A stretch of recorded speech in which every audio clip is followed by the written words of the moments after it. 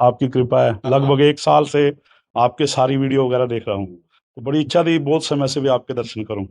बस इतनी कृपा कीजिए भी नज़दीक भगवान के और ज़्यादा हो जाए। कोई भी सिमरन आप जैसे भी आप कोई बताएँ कि भी जिससे नज़दीक हो जाएँ। देखो, हम इतना जानते हैं कि अगर गुरु वाणी पर दृढ़ निष्ठा कर लोगे, जी महाराज जी। तो गुरु ग्रंथ साहब इतने समर्थ है कि आपके फतेह कर देंगे। ये पक्का समझो। हम मतलब इस बात पर बहुत श्रद्धा रखते हैं जी महाराज जी। कि जो अपने गुरुदेव की वाणी पर चलता है, उसे माया परास्त नहीं कर सकती। गुरु ग्रंथ साहब साक्षात गुरु स्वरूप है। खूब वाणी गायन कीजिए और चिंतन कीजिए।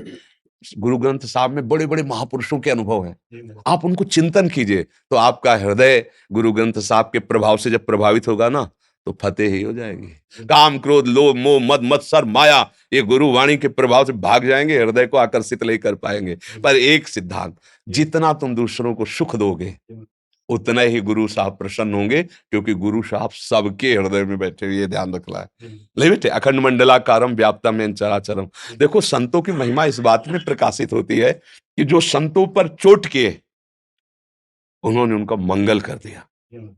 गाली देने वाले को भी उसके पाप नष्ट कर दिए। कष्ट दिया जा रहा है, उसका मंगल मना रहे, बस इसीलिए संतों की विशेष महिमा हो गई। जो सही दुख पर छिद्र दुरावा, बंदनी जेहि जग जस पावा, मुद मंगलमय संत समाजू, जो जंग जंगम तीर्थ राजू। महान पुरुषों का हृदय महान ही होता है। हमें चाहिए, यदि हमसे पूछा जाए किसी के विषय में कि कैसा है, तो हम कह सकते हैं कि हम अपने विषय को तो जानने की चेष्टा कर सकते हैं, लेकिन सामने वाला कैसा जानते हुए भी हमें कहना है कि हमें पूर्ण रूप से ज्ञान नहीं है, ये हमारी साधुता होगी। जो सही दुख पर छिद्र माने दोष, दुरावा माने छुपा लिया, तू अपने कर्म का भोगेगा। मेरी दृष्टि में, मेरे हृदय में तुम्हें नीचा दिखाने की बात नहीं आएगी। मैं तुम्हें दोषी नहीं ठहराऊंगा, लेकिन तुम्हारा कर्म ही तुम्हें नष्ट कर देगा। हमें शांत रहना है। जब धर्म को कलयुग पीट रहा था लात और डंडों से, तो परीक्षित जी ने पूछा कि एक बार तू केवल बता कि तुम्हें दंड कौन दे रहा है, उसका नाश करने में मैं समर्थ हूं। तो उन्होंने कहा कि इस पर विचार करना होगा आपको कि दंड कौन दे रहा है। कभी कभी तो शास्त्र आज्ञा कहती कि कर्म ही दंड देता है, कभी कहता भ्रम से ऐसा लगता है मुझे कोई दुख दे रहा है, कभी कहता है काल। तो अब आप ही विचार कर, तो समझ गए कि ये धर्म बोल रहा है, क्योंकि धर्म दूसरों को दोषारोपित नहीं करता है। अगर कोई हमसे पूछता है कि आप इनके विषय में जानते हो, तो हम कहेंगे अभी ठीक से हम अपने विषय में ही निर्णय नहीं कर सकते, तो दूसरे के विषय में क्या न। ये संतों की भाषा होती है। अगर हम किसी को पूर्ण प्रमाणित करते हैं कि ये दोषी है, तो मेरे से गलती हो जाएगी, क्योंकि मेरा प्रभु और मेरा सिद्धांत एकदम अलग है। चाहे किसी भी संप्रदाय के, चाहे कोई भी महात्मा हो, आप देख लेना, उनकी वाणी दोषों का वर्णन करके दोषों के त्याग के लिए है। लेकिन जो दोषी है, यदि उससे पूछा जाए कि आप क्या दंड देना चाहते हो, तो उनके पास एक ही भाव होगा कि क्षमा करो इसे, और भगवान इसको सद्बुद्धि दे, ये कुमार्ग को छोड़ करके सतमार्ग में चले, ये गुरुवाणी को स्वीकार करे, धर्म से चले। प्रायः महात्माओं की कोशिश।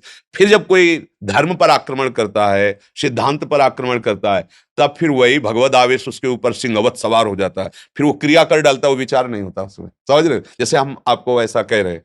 लेकिन अभी कोई ऐसा अधर्माचरण करे, तो उस समय हमारे अंदर क्या भाव आता है वो प्रभु भेजेंगे, और उस समय हम क्या बर्ताव करते हैं प्रभु के द्वारा होगा। मेरे द्वारा अगर विचार पूर्वक किया जाएगा, तो किसी का अहित नहीं होगा, किसी की निंदा नहीं होगी, हम किसी को दोषी नहीं ठहराएंगे। दोष वर्णन करेंगे कि ऐसे दोषों का त्याग करना चाहिए, और जान रहे हैं इसमें दोष है, पर मेरे प्रमाण से उससे कष्ट मिलेगा, इसलिए हम उन दोषों का वर्णन उसके लिए नहीं कर पाएंगे। ये हमारी साधुता का सिद्धांत है। आपको इसमें कोई संशय नहीं? तो अपने लोग उसी मार्ग में, चाहे जो भेष हो, चाहे जो मार्ग हो, है तो हमारे ईश्वर का ही मार्ग, हमारे गुरु का ही तो मार्ग है। हम एक ही मार्ग के पथिक है। तो हमें लगता है कि हमें ऐसे चलना चाहिए जैसे हमारे गुरुजन चले हैं। गुरु ग्रंथ साहब का आश्रय लेकर आगे बढ़ो।